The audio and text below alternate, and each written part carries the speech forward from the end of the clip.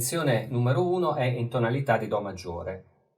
Ricordiamo che questi sono 15 pezzi, tutti in tonalità diverse. Abbiamo un pezzo in tutte le tonalità principali, sia maggiore che minore, e poi anche un paio di pezzi in tonalità coi bemolli, in Si bemolle e Mi bemolle. Ricordiamo che nell'epoca di Bach c'era un grande dibattito sul sistema di accordatura chiamato sistema temperato, che poi è entrato in uso e che usiamo tuttora. È un sistema che prevede un'accordatura particolare degli strumenti che consente di utilizzare la scala cromatica così come la conosciamo appunto noi oggi. Prima del sistema temperato si usava un'accordatura naturale che presenta alcune differenze. Ebbene, Bach con questa opera vuole contribuire a dimostrare la validità del sistema temperato e quindi esplora diverse tonalità maggiori e minori, in tutto 15 tonalità tutte diverse. Ricordiamo un'altra opera più celebre, più importante, che è il clavicembalo ben temperato, nel quale Bach fa un lavoro ancora più sistematico perché lì compone un preludio e una fuga in ciascuna delle 24 tonalità, quindi le 12 note della scala cromatica, tonalità però sia maggiori che minori, quindi in ciascuna di esse costruisce e scrive un pezzo sia un preludio che una fuga. Poi raddoppia il lavoro perché il clavicembalo ben temperato è realizzato in 2 volumi e quindi sono altri 24 preludi e fughe. Ecco, in qualche modo le invenzioni a 2 voci sono un progetto più limitato, più piccolo, dove scrive però ogni pezzo in una diversa tonalità. Si inizia da Do maggiore e si inizia con questo tema così minimale, molto geometrico, che vediamo qua evidenziato in giallo, un tema che inizia con una pausa, quindi dovrai fare attenzione a non dare l'accento sulla prima nota Do.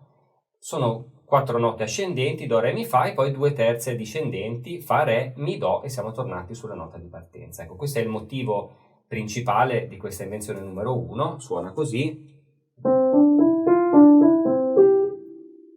Finisce su una nota staccata. Vediamo che il tema viene suonato tante volte, prima esposto dalla mano destra, poi dalla sinistra tale quale. Abbiamo ancora un altro tema a partire dalla quinta, quindi la quinta di Do è Sol, quindi il tema suonato dalla destra su Sol, poi la sinistra su Sol. Abbiamo messo delle frecce ascendenti perché questo è il tema, diciamo, iniziale. Nella seconda riga troviamo il tema capovolto. Invece delle 4 note che salgono e poi le 2 terze che scendono abbiamo esattamente l'inverso. 4 note che scendono, La, Sol, Fa, Mi, e poi 2 terze che salgono. Quindi qua e poi di nuovo ripetuto 4 volte di fila dalla mano destra, suonerà così.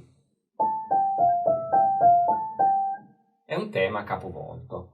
C'è molta geometria nelle invenzioni a 2 voci di Bach, anche se sono composizioni dalla forma libera, quindi non sempre Bach insiste in maniera così sistematica suonando il tema, come invece nell'invenzione numero 1. Qua abbiamo sempre il tema, vediamo che praticamente in tutto il pezzo, ora vado avanti, ecco, quindi qua tema a sinistra, tema a destra, ascendente oppure discendente, però abbiamo sempre un alternarsi del tema che praticamente suona di continuo. Qua è la mano sinistra che lo suona tante volte nella sua versione discendente o capovolta, ancora la mano destra che sale, la sinistra che scende. Ecco, fino alla fine del brano abbiamo questa esecuzione del tema in varie posizioni a partire da varie note, però sempre così alternando le 2 mani. Un'altra cosa caratteristica di quest'opera è l'alternare delle 2 mani tra legato e staccato. Lo vediamo qua all'inizio.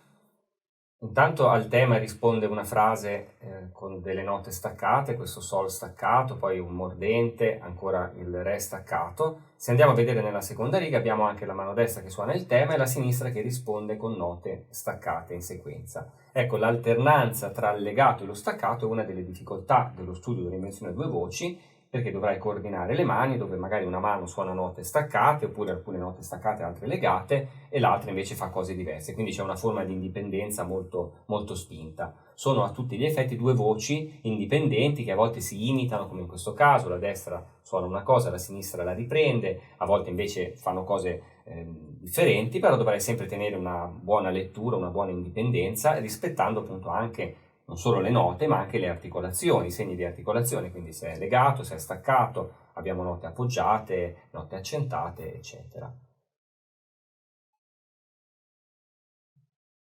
Vediamo alcune notazioni sulle diteggiature.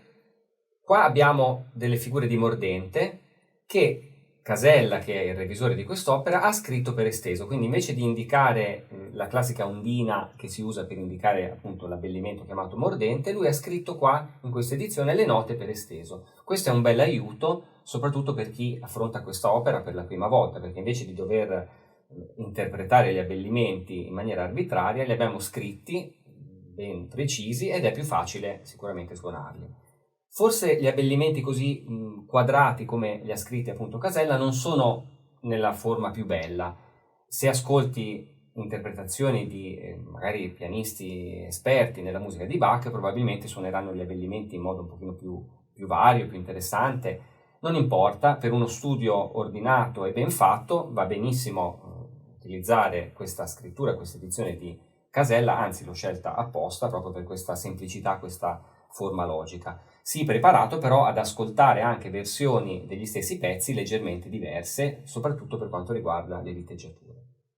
Sulle diteggiature Casella propone spesso dei cambi di dito. Qua abbiamo le note Si, La, Si, potremmo pensare di suonarle con due dita, ad esempio 3-1-3, invece lui qua propone un cambio di dito 3-1-2, quindi il Si con il 3, il La con il dito 1 e poi sul Si torno con un dito diverso. Il fatto di cambiare dito sulla stessa nota dentro un abbellimento è una difficoltà in più dal punto di vista della lettura, però consente un suono forse più equilibrato. Il cambio di dito ci aiuta a suonare meglio, è una cosa un po' in qualche modo imprevedibile. Uno penserebbe suono con le stesse dita, è più facile. Sì, è più facile, però è meno facile dosare poi l'intensità. Quindi ti invito a provare a usare le diteggiature suggerite da Casella.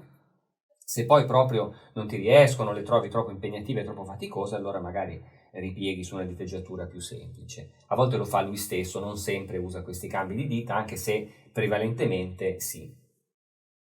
Ne ho evidenziate alcune qua.